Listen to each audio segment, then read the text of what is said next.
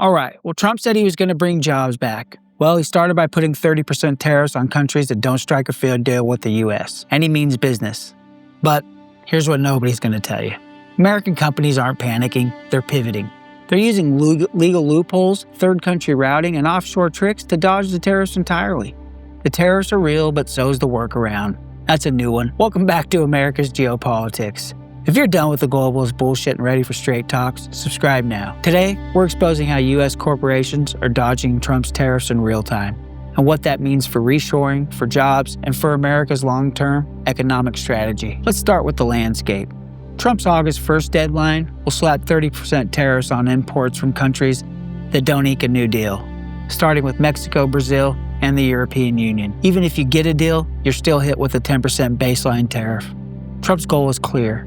Make offshoring expensive, force companies to come home, rebuild American manufacturing base. But companies aren't stupid, and they're not waiting to see how high prices go. They're already finding ways to protect their margins without bringing a single job back to America.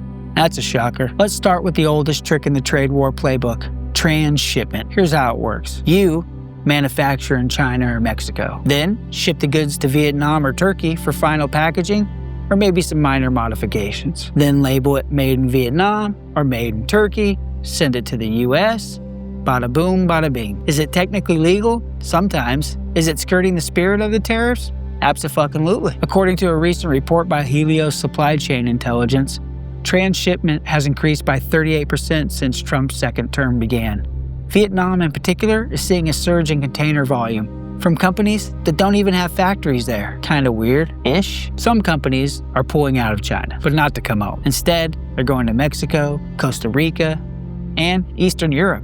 Why? Because it's close enough to qualify as friendly, but still cheap enough to maximize profits. Example, Ford and GM have doubled their investment in northern Mexico's auto corridor since January, but the jobs, still not American. They're building cars near America, they're selling them in America, while avoiding the tariffs. So we're not reshoring, we're just relabeling globalization. Now, this one's clever, and almost nobody's talking about it.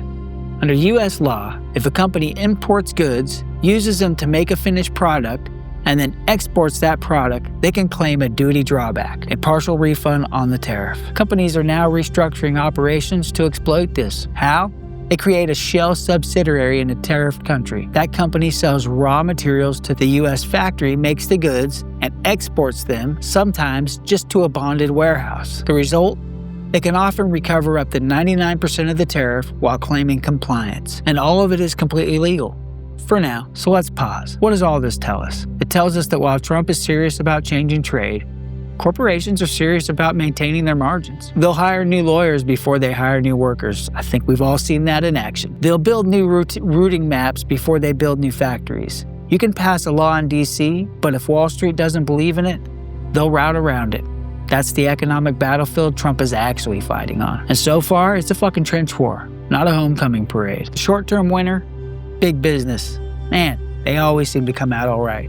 They protect profits, they avoid labor disruption, they keep shareholders happy. But long-term, America might lose. Because if the tariff system becomes a game of loopholes, then we're not rebuilding, we're just rerouting. And while Trump's intention is to bring dignity back to the working class, intentions don't matter if the execution gets hacked. Without tight enforcement, corporate accountability, and real incentives to return, we'll just end up with a supply chain that's slightly shorter, but still outsourced. Here's the truth. Tariffs can work.